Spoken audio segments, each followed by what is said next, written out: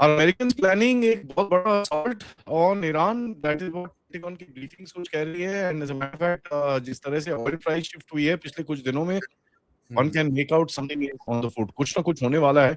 What is Yeah. it that is there in the plan? Let's talk. हमारे साथ हैं brigadier Pandey sir. Faizal sir, नमस्कार. Welcome to the show. नमस्कार आदि और सभी दर्शकों को भी नमस्कार। तो सर क्या हुआ है सर, पेंटागन की तरफ से कल रात कुछ ब्रीफिंग करी है अमेरिकन प्रेसिडेंट को और बताया जा रहा है कि they are planning a major assault on beaches और the coastline of Iran. We don't know exactly what is in store, but जिस तरह से ऑयल प्राइस शेक हुई, जिस तरह से you know the geopolitical indications जो आते हैं, उससे तो लगता है कुछ ना कुछ होने वाला है. What do you think is happening here sir? या आदि, सबसे पहले दिन शुरू करने से पहले I think I will just make a mention कि आज हमारे लिए बहुत ऑस्पिशियस डे है, बिकॉज आज मेरी रेजिमेंट का रेजिंग डे है. So I would like to, through your channel, I would like to wish all my regimental officers serving and retired a very, very happy raising day, and we wish the regiment to keep going from strength to strength. Absolutely, sir. या उसके बाद हम अभी वापस आते हैं आपके topic पे. तो बेसिकली देखो, लास्ट 48 आवर्स में कुछ जो डेवलपमेंट्स हुए हैं, उसमें मेन चीज जो हुई है वो पेंटागन की जो ब्रीफिंग हुई है प्रेसिडेंट ट्रंप को. उस ब्रीफिंग में जो ये कहा जा रहा है कि दे आर लुकिंग एट कि कोई शॉर्ट और पावरफुल फाइनल ब्लो की बात कर रहे हैं ये लोग. तो अब ये short and powerful final blow जिसकी ये बात कर रहे हैं, अब उसका कोई भी स्वरूप हो सकता है. सो 3-4 उसके जो पॉसिबिलिटीज नजर आती हैं वो हम डिस्कस करेंगे आज. लेकिन उससे पहले मैं ये कहना चाहूँगा कि आज की डेट पे जहाँ हम अभी इस समय बात कर रहे हैं, तो इस समय क्या ओवरऑल सिनेरियो है, वो बेसिकली सबसे पहली चीज़ तो ये है कि जो सीज फायर है वो है, एग्जिस्ट कर रहा है अभी, but it is very fragile, और इसका कोई आउटकम जैसा होता हुआ दिखता नहीं नज़र आ रहा है. और शायद यही फ्रस्ट्रेशन है जिसकी वजह से ये पेंटागन ने इस तरह की बातें करी हैं. दूसरी बात, रेजीम चेंज जो होना था वो हुआ नहीं, वो अभी भी इंटैक्ट है. चाहे भले ही लीडरशिप को ख़त्म किया हो, लेकिन रेजीम वैसे के वैसे है. देन ईरान की जो न्यूक्लियर कैपेबिलिटी है वो भी मतलब थोड़ी सी कम हुई है, उसको अफेक्ट हुआ है, डिमिनिश हुई है, लेकिन वो नष्ट नहीं हुई है अभी तक. प्रॉक्सीज अभी भी हैं, स्पेशली हिजबुल्लाह और हुतीज अभी भी हैं, और किस समय क्या उनका रिस्पांस होगा, किस तरह से क्या एक्शन वो ले पाएंगे, वो अभी देखने वाली बात है. स्ट्रेट ऑफ हॉर्मुज ब्लॉक्ड ही है, और ऑयल प्राइसेस का जैसे आपने मेंशन किया, suddenly there was a surge. तो सर्ज जो मुझे समझ में आता है कि पिछले कुछ दिनों से ये उम्मीद लगाई जा रही थी कि शायद ये बातचीत आगे बढ़ेगी, और जिस तरह से ट्रंप मैसेजिंग कर रहे थे सोशल मीडिया के थ्रू, अपने ट्विटर एक्स के थ्रू, तो उससे ऐसा लग रहा था कि शायद कुछ इसका पॉजिटिव आउटकम निकल के आएगा. लेकिन डिप्लोमेसी ने, जिसने ये रिजल्ट देना था, और डिप्लोमेसी कहीं जाती हुई नजर नहीं आ रही है. It is not able to make any progress. So ये सिचुएशन है जहां पर हम अभी हैं, और इस सिचुएशन के दरमियान में ये बातें हुई हैं कि उनको ब्रीफिंग की गई है. तो 3-4 सिनेरियोज जो हम एसेस कर सकते हैं, जो ये पेंटागन की बात कर रहे हैं, वो 3-4 सिनेरियोज हम डिस्कस करेंगे. लेकिन इन 3-4 सिनेरियोज के बावजूद इनमें से कोई भी ऑप्शन लिया जाए, लेकिन उससे बहुत क्लियर अभी ये नहीं हो रहा है कि हम एस्केलेशन की तरफ बढ़ रहे हैं, या फिर हम किसी भी तरह का स्ट्रेटेजिक क्लोजर की तरफ बढ़ रहे हैं. तो ये जो भी ऑप्शन अडॉप्ट करते हैं यूएस फोर्सेस, वो इन दोनों चीज़ों को लीड कर सकता है कि या तो एक एस्केलेशन हो सकता है, या फिर इसी के तहत जिसकी बात ये ट्रंप कर रहे हैं कि short and powerful final blow के थ्रू वो एक क्लोजर और एग्जिट पॉलिसी अडॉप्ट करने की कोशिश कर रहे हैं. तो अब इसमें 3-4 जो ऑप्शंस हैं, पॉसिबिलिटीज नजर आती हैं. वो सबसे पहले तो ये कि फाइनल ब्लो जिसकी बात कर रहे हैं वो एक बहुत इंटेंस एयर कैंपेन के थ्रू लॉन्च किया जाए. और ये एयर कैंपेन इतना पावरफुल हो जिसका कि ऑप्टिक्स, जिसका विजुअल इम्पैक्ट लोगों के ऊपर बहुत हो, और उसके बाद ट्रम्प ये कह सके कि हमने पनिश कर दिया है ईरान को, और फाइनली हमने इस पनिशमेंट के बाद हम ये खत्म कर रहे हैं।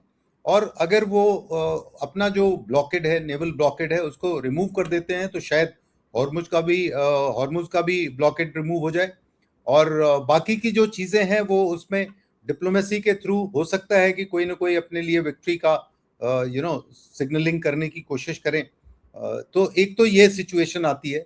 अब अगर ये करते हैं तो ये शॉर्ट और इंटेंस जो ऑपरेशंस होंगे, वो ऑपरेशंस में ये मिसाइल्स या हाइपरसोनिक वेपन्स यूज कर सकते हैं, जिसकी वजह से जो भी ये डैमेज करना चाहते हैं, जहां पर भी ये हिट करना चाहते हैं।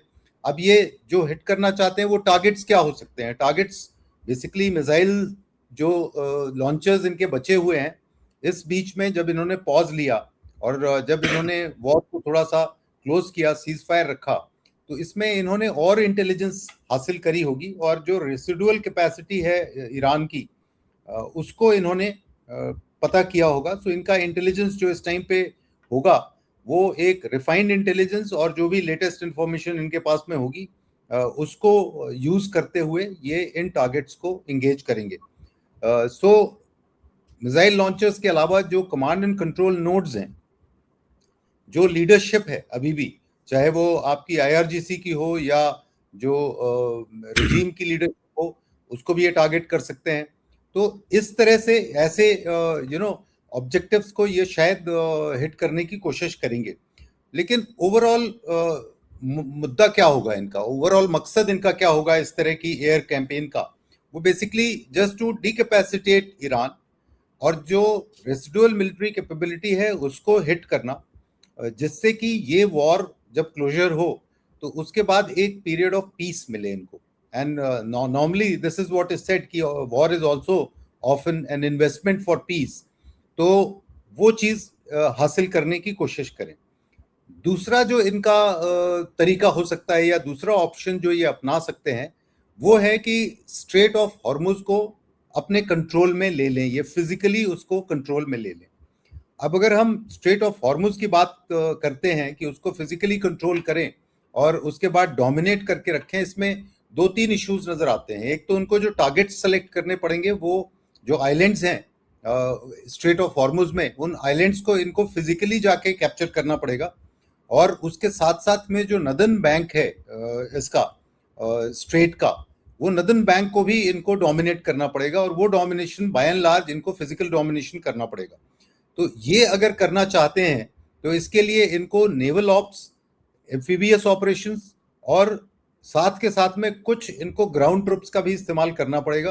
अब वो ग्राउंड ट्रुप्स चाहे वो स्पेशल ऑपरेशंस के थ्रू करें या फिर जो एम्फीबियस ऑपरेशंस के थ्रू लॉन्च करें ग्राउंड फोर्सेस को या ग्राउंड एलिमेंट्स को, ये इनके मोडस ऑपरेंडी या जो एग्जीक्यूशन होगा इस ऑपरेशन का, उस पर डिपेंड करेगा कि किस तरह से ये उसको करते हैं।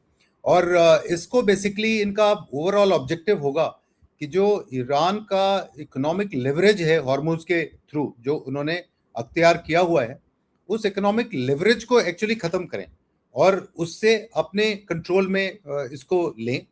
अब अगर हम देखें तो पहले ऑप्शन में जहां हम एयर कैंपेन की बात कर रहे थे, उसके मुकाबले ये ऑपरेशन थोड़ा ज्यादा रिस्की है। इसमें कैजुअलिटीज भी होने की संभावना ज्यादा है, और ये ऑप्शन अमेरिका का एडॉप्ट करना, जबकि वो एक्चुअली सिग्नलिंग कर रहा है कि it doesn't want to actually prolong the war. तो जब अंदर से उसकी जो इंटरनल सिचुएशन ऐसी है विच doesn't support prolonging the war, तो वो शायद इस ऑप्शन को इस्तेमाल नहीं करेंगे, क्योंकि अगर इस ऑप्शन को इस्तेमाल करते हुए ईरान कहीं कोई बिग हिट करता है यूएस के अगेंस्ट में, एंड ईरान कोई स्ट्रॉन्ग रिएक्शन करता है, तो फिर इसके बाद यूएस को भी उसको काउंटर करना पड़ेगा, और ये जो मैच है ये चलता रहेगा। तो ये प्रोलॉन्ग भी होने की संभावना है, इनकी जो कैजुअलिटीज हैं वो भी होने की संभावना है। और फिर जब वॉर क्लोजर की बात जब हम करते हैं तो ब्रेकिंग कॉन्टेक्ट में not be all that easy. Because एक बार जब आप इस तरह की लड़ाई में जुट जाते हैं, जब आपका फिजिकल एट्रिशन वॉरफेयर की तरह शुरू हो जाता है, तो फिर उसमें से एक्सट्रिकेट करना या कॉन्टेक्ट ब्रेक करना, that will neither be clean nor it में बी पॉसिबल। तो ये सिनेरियो आता है जो ऑप्शन 2 की बात होती है, जब ये स्ट्रेट ऑफ हॉर्मुज को सीज करने की कोशिश करते हैं। तीसरा ऑपरेशन हो सकता है कि स्पेशल फोर्सेस के ऑपरेशंस लॉन्च करें कुछ कोवर्ट तरीके से, और कुछ आइडेंटिफाइड सिलेक्टेड जो टारगेट्स हैं उनको ये वहां जाकर या तो डिस्ट्रॉय करें या फिर उनको अपने काबू में करें। जैसे हम न्यूक्लियर मटेरियल की बात कर रहे हैं, जो एनरिच्ड न्यूक्लियर मटेरियल की बात कर रहे हैं, जो अभी तक उसकी क्लैरिटी नहीं आई है। तो in case US has intelligence या उसको ये क्लियर पता चलता है कि ये 2-3 साइट्स हैं जहां पर ये मटेरियल हो सकता है, तो एक तो उनको कर सकते हैं, या फिर जो सर्जिकल स्ट्राइक्स होती हैं जिसमें कि आप लीडरशिप को एलिमिनेट करना चाहते हो, जो कि कहीं एंट्रेंच्ड हैं, कहीं अंदर बैठे हुए हैं, very well secured kind of scenario में, या फिर अगर आप कोई ऐसा इकोनॉमिक लॉस इन्फ्लिक्ट करना चाहते हैं ईरान के ऊपर में, तो ये इस तरह के टारगेट्स हो सकते हैं। लेकिन इसका ओवरऑल जो ऑब्जेक्टिव होगा, मुझे लगता है क्योंकि ये जो नेचर है ऑपरेशन का, ये भी बहुत रिस्की है, बहुत डेंजरस ऑपरेशन के तौर पे टर्न कर सकता है, तो इसलिए इसका जो ऑब्जेक्टिव है वो भी उतना ही बड़ा होगा। तो मुझे जो इससे समझ में आता है कि अगर ये कोवर्ट एक्शन या स्पेशल फोर्सेस का ऑपरेशन करते हैं, तो वो डेफिनेटली न्यूक्लियर जो एनरिच्ड यूरेनियम है उसको काबू में करने के लिए ये करेंगे, या फिर जो अंडरग्राउंड फैसिलिटीज हैं, न्यूक्लियर फैसिलिटीज हैं ईरान की, जिसको ये अपने बॉम्बिंग के द्वारा नहीं उसको वो डिस्ट्रॉय कर सके या डैमेज कर सके, शायद उनको डिस्ट्रॉय करने के लिए। तो बेसिकली ओवरऑल ऑब्जेक्टिव होगा कि ईरान की न्यूक्लियर कैपेबिलिटी को अफेक्ट करना, और ऐसा इफेक्ट उसके ऊपर में करना ताकि कई साल तक वो दोबारा से रिवाइव ना कर सके। सो may be 8 to 10 years is the time frame that they should be looking for, कि they should damage it in such a way that it takes at least 10 years for Iran to revive its nuclear enrichment या nuclear capacities। चौथा जो इनका मकसद हो सकता है, या चौथा रीजन या चौथा ऑप्शन जो हो सकता है, वो हो सकता है कि ग्राउंड फोर्सेस के थ्रू एस्केलेट करना। जैसे हम पहले बात कर रहे थे कि जो इनके मिलिशियाज हैं, इनके जो प्रॉक्सीज हैं इराक में हैं, और यहाँ से बालूचिस्तान से कुछ एक्शन हो, फिर कुछ और जो दूसरी जगह पे हैं उनको किसी तरह से लेके आए और लॉन्च करें, और इस तरह का जो ऑपरेशन है ये एक्चुअली इनकी जो रेगुलर फोर्सेस हैं हो सकता है कि उनके कॉम्बिनेशन में भी हो सकता है, या फिर ये प्योरली जो प्रॉक्सीज हैं या मिलिशियाज हैं या जो इस तरह के ग्रुप्स हैं जो यूएस के फेवर में हैं, और आईसिस वगैरह को, इनको सबको जोड़ के और इस तरह के अटैक वहां पर करें, जिससे कि ईरान में क्योस हो, और उसके बाद with the kind of economic blockade that they are continuing, तो इससे एक इकोनॉमिक प्रेशर, सोशल प्रेशर और एक क्योस की सिचुएशन क्रिएट करें, और फिर ये एक्सपेक्ट करें कि आईआरजीसी का जो तंत्र है या रेजिम का जो तंत्र है वो फॉल कर जाए, या फिर उसमें some kind of breakaway factions create हो और वो फिर इनकी तरफ में आए। तो ये 4 सिनेरियोज एक्चुअली बनते हैं। और चौथा जो मैंने बात किया उसमें बेसिकली जो मेरीटाइम रूट्स हैं उनको प्रोटेक्ट करने के तरफ ज़्यादा ध्यान होगा, तो वो इस तरह से लॉन्च करने की कोशिश करेंगे उनको कि वो जब कल्मिनेट हो उनका ऑपरेशन, और उसके साथ में जो इनके सपोर्टेड ऑपरेशंस हैं इनके फोर्सेस के, यूएस के, तो वो जब कल्मिनेट हो तो वो किसी तरह से मेरीटाइम सिक्योरिटी को एड करे या मेरीटाइम सिक्योरिटी को मदद दे इस चीज को हासिल करने में। तो ये हैं 3-4 जो पॉसिबिलिटीज नजर आती हैं। लेकिन अल्टीमेटली जो ना दिखने वाला जो वॉर है, वो ऐसा लगता है कि यूएस को एंड स्पेशली ट्रंप को इकोनॉमी का जो एंगल है और प्लस अलायंसेस का एंगल है, ये 2 चीजें हैं जो मुझे लगता है कि ये 2 डोमेन्स उसको ज्यादा परेशान कर रहे होंगे, और ये 2 डोमेन्स में एक हिडन वॉर हो रहा है, और ये हिडन वॉर जो है वो that will be the greater objective of US. So economies में हम जैसे देखते हैं तो बेसिकली कैसे ये इसका ऑलरेडी आपने क्रिपल कर दिया है ऑयल एक्सपोर्ट। अब अगर ऑयल एक्सपोर्ट क्रिपल्ड रहे तो इसका मतलब कि स्टैग्नेशन आ जाएगा ऑयल प्रोडक्शन को आप मूव आउट नहीं कर सकेंगे, और आपके जो रिजर्व्स हैं, जो टैंक्स हैं, जो आपके पास में होल्डिंग कैपेसिटी है, चाहे वो फ्लोटिंग वाली है या ऑनशोर है, वो दोनों कैपेसिटीज जब एक बार भर जाएंगी तो फिर इसके बाद इनको अपने रिजर्वॉयर्स को इनको क्लोज करना पड़ेगा, और जो इनका एक्सट्रैक्शन है उसको क्लोज करना पड़ेगा। और जैसे हमने लास्ट टाइम भी डिस्कस किया था कि एक्सट्रैक्शन को क्लोज करने का मतलब है कि वो जो एक्सट्रैक्शन जो फैसिलिटीज हैं इनकी, वो प्रोडक्शन सेंटर्स जो हैं इनके डैमेज हो जाएंगे, और उनको रिवाइव करना फाइनेंशियली भी वायबल नहीं होगा और टाइम फ्रेम में भी बहुत कॉस्टली होगा, और कई एक तो इस तरह से हो जाएंगे कि शायद उनको दोबारा से आप रिवाइव ही ना कर सके। तो ये एक इकोनॉमिक एंगल है जो कि ईरान के अगेंस्ट में वर्क करने की कोशिश की जा सकती है। और जो ईरान की प्रेजेंट सिचुएशन है, तो बेस्ट केस सिनेरियो में भी मई के एंड तक या मिड जून तक वो खींच सकता है इस तरह से, और वर्स्ट केस सिनेरियो ये है कि मिड मई में ही उसकी ये कैपेसिटीज जो है वो फुल हो जाए।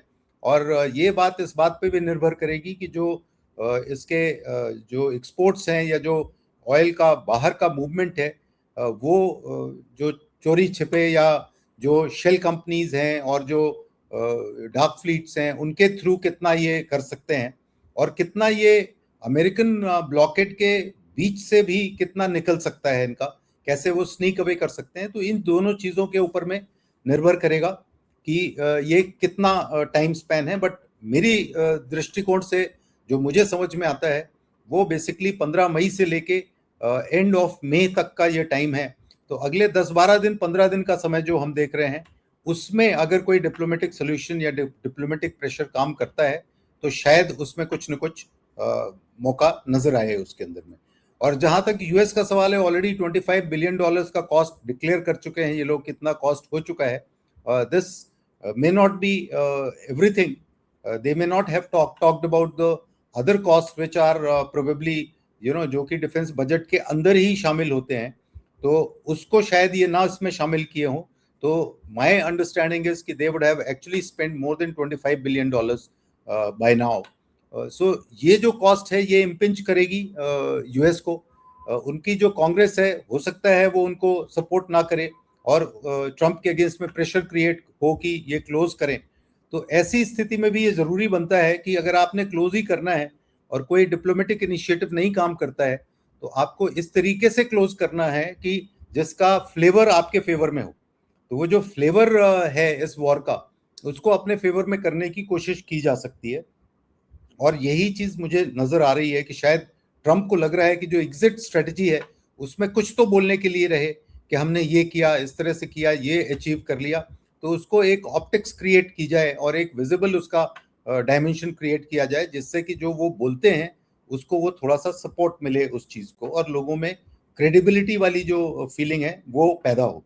अलायंसेज में नेटो का फ्रैक्चर ऑलरेडी हो चुका है, और जैसे कि अभी कुछ एक सोर्सेज के थ्रू या कुछ एक मीडिया के थ्रू ये समझ में आ रहा है कि US is also thinking of undertaking some punitive action against NATO. तो अब ये प्यूनिटिव एक्शन भी इसकी भी सोच विचार चल रही है। तो ये चीज है। और दूसरा जो कोलेशन ऑफ विलिंग है वो भी एक अफेक्टेड होता है। मिडिल ईस्ट का जो इनका इक्वेशन है यूएस का, वो किस रूप में उभर के आता है फाइनली, वो भी एक कॉज ऑफ कंसर्न है कि फाइनली उसका क्या स्वरूप निकल के आएगा। तो ये कुछ चीजें हैं आदि जो इसमें अभी तक जो नजर आ रही हैं, और हमें जो समझ में आ रहा है वो इस प्रकार से है। Over to you sir. एक एक सवाल है इसके अंदर, when you look at US की जो पोजीशन है इस टाइम पे, I mean as far as जो उसके फोर्सेस हैं और ये सब है, वो पूरी तरह से रेडी है यहाँ पर। So nobody collect so many forces here just for the fun of it. या यहाँ पर मस्ती करने तो आ रही है, और ब्लॉकेट करने के लिए जो आपको फोर्सेस चाहिए, that is just I mean a fraction of what is there right now. या तो the blockade continues in your perspective, तो blockade एक तरफ चलेगा and this will be a second different operation. Yeah. You see what happens. What can Iran do, sir, in this sort of a scenario? Yeah, see, आदि जब शुरू में जो चला strike, missile warfare, air warfare and so many other asymmetric elements जो deploy हुए और जो जिनको employ किया गया, तो क्या होता है कि जब आप एक महीने की लड़ाई चल रही है और इस तरह से आपको हिट किया जा रहा है यूएस की फोर्सेस इस तरह से हिट कर रही हैं, तो आपके पास में बहुत तितर बितर हो जाती हैं चीजें। जैसे मैं एक छोटा सा एग्जांपल बताता हूं कि मान लो एक मिसाइल बैटरी में 4 लॉन्चर्स हैं, तो अब अगर एक पर्टिकुलर एरिया में 4 बैटरीज डिप्लॉयड हैं, तो अब उनके ऊपर हिट हो रहा है, तो किसी की 3 लॉन्चर्स डिस्ट्रॉय हो गए हैं, किसी को 2 खत्म हो गए हैं, किसी के कुछ हो चुके हैं। तो अब आप क्या करोगे कि अब आप इसको रीऑर्गेनाइज करोगे इन यूनिट्स को, और जब रीऑर्गेनाइज करोगे तो आपके पास हो सकता है एक रेसिडुअल बैटरी लेवल का एलिमेंट आपके पास बचे। तो इसी तरह से ये जो पॉज बीच में हुआ है, जो सीज फायर की जो सिचुएशन हुई है, उसको इस्तेमाल करने के लिए ईरान ने क्या किया होगा कि अपनी चीजों को रीएडजस्ट किया होगा, रीऑर्गेनाइज किया होगा, और इनको जो कमांड एंड कंट्रोल स्ट्रक्चर है उसको भी चेंज किया होगा। पहले आपके पास जब बहुत भरी तादाद में चीजें थी, उस समय आपने डिसेंट्रलाइज्ड कंट्रोल किया होगा। हो सकता है अब सेंट्रलाइज्ड कंट्रोल के तरीके से ये ऑपरेट करें। दूसरी बात यह है कि जो इनके पास और रेसिडुअल वेपन सिस्टम्स होंगे या रेसिडुअल कैपेसिटी होगी जो अंडरग्राउंड रही होगी, जिसको इन्होंने वॉर को सस्टेन करने के लिए किया होगा, तो अब इनका भी रीडिप्लॉयमेंट एक्चुअली होगा। तो ये पिछले दरमियान में इन्होंने ये सारी चीजें हासिल की होंगी, और चाहे तादाद कम हो, लेकिन जिस तरह की क्षमता पहले इन्होंने डेमोन्स्ट्रेट की, क्षमता उसी तरह की होगी। सिर्फ ये है कि एयर कैपेसिटी, इनकी air defence capability, naval capability ये कम होगी, लेकिन मिसाइल्स का और ड्रोन्स का जो एसेट है इनके, वो डेफिनेटली अभी भी इनके पास काफी कुछ इंटैक्ट है। और ये उससे अब क्या करेंगे ये कि अब तक ये उन टारगेट्स को एड्रेस कर रहे थे जिन टारगेट्स के ऊपर में even if they were successful in hitting those targets, उसका पेन इतना ज्यादा नहीं होगा, except for certain targeting in UAE. तो अभी तक वो था। जब आपके पास रिसोर्सेस कम हो जाते हैं तो आप ऐसे तरह से अटैक करते हो जिससे कम से कम वेपन्स का इस्तेमाल करते हुए हार्डेस्ट हिट करो आप। तो अब इनके जो यूएस के जो मोस्ट सेंसिटिव एलिमेंट्स हैं, अब ये उनको टारगेट करने की कोशिश करेंगे। तो अब क्या होगा कि क्वांटम तो कम होगा ही होगा, लेकिन उसके साथ साथ में जो नेचर ऑफ टारगेटिंग है वो भी ऑल्टर कर जाएगी अभी। तो इसलिए हमें जो समझ में आएगा कि इस बीच में जो भी करेंगे, वो चाहे यूएस की बात हो चाहे ईरान की बात हो, दोनों वो सेंसिटिविटी को ज्यादा हिट करने की कोशिश करेंगे। और जब सेंसिटिविटीज हिट होती हैं तो संभावना इसकी बढ़ जाती है कि ये काउंटर एंड उसका काउंटर, ये सिलसिला चल पड़ता है। तो ये चीज को शायद यूएस ने भी भांपा है, और जैसे आप बता रहे हैं कि एडिशनल तैयारी जो इन्होंने की है, वो डेफिनेटली एक कारण इसका ये भी है। और दूसरा कारण ये है कि जब आप कोई भी चाहे छोटा ऑप्शन अडॉप्ट करते हैं, लेकिन उसकी संभावना वर्स्ट केस सिनेरियो की हमेशा बनी रहती है। तो आप क्या करते हो कि चाहे जो भी आपने ऑप्शन चूज किया है, उस ऑप्शन को जब आप वॉर गेम करते हो तो आपको ये समझ में आता है कि इससे वर्स्ट केस सिनेरियो क्या हो सकता है। तो you have to be prepared for the worst case scenario. So probably इनके जो नए डिप्लॉयमेंट्स हुए हैं, जो नया कंसंट्रेशन हुआ है, चाहे वो नेवल एसेट्स के थ्रू हुआ हो, एयर एसेट्स के थ्रू हुआ हो, या ग्राउंड फोर्सेस और जो इन्होंने ऐड करी हैं इस सब उसमें, तो they will be prepared. And third इसका रीजन होता है ये कि आप अपने जो बातें कर रहे हैं, आप जिस तरह के अटैक की और जिस तरह की हार्ड हिटिंग कैंपेन की आप बात कर रहे हैं, उसकी क्रेडिबिलिटी भी तभी आती है जब आपके पास में एक्चुअली एसेट्स होते हैं जो रेडिली डिप्लॉयड हैं और रेडिली अवेलेबल हैं। तो ये 2-3 कारण है जिसकी वजह से इन्होंने फोर्सेस बढ़ाई है और अपनी तैयारी बहुत की है। तो संभावना इस बात की कि बड़ी चीज कुछ करने की वो रूल आउट नहीं की जा सकती है, लेकिन mostly you have to be prepared for the worst case scenario, and that is why probably they have concentrated this kind of force. So, thank you, sir. That is a very, very interesting scenario. मतलब ये this over the weekend anything can happen. It can continue like this, or they can a major attack coming across. Thank you, sir, for that insight. Yeah. Sir. Thank you, Adi. My pleasure, sir. And to the audience, मेरा सबसे request है video को like जरूर करिएगा, subscribe करिएगा, and we should get sir back. This week is completely full with election drama. We thought sir की presence तो होनी चाहिए, analysis भी होनी चाहिए, but of course the election drama as it is continue. Tomorrow, next week we will be back with our live show. But तब तक please like, subscribe, and of course don't forget to contribute towards the channel. Check out the description for further details. And namaskar, Jai Hind, Jai Bharat. Jai Hind, Jai Bharat.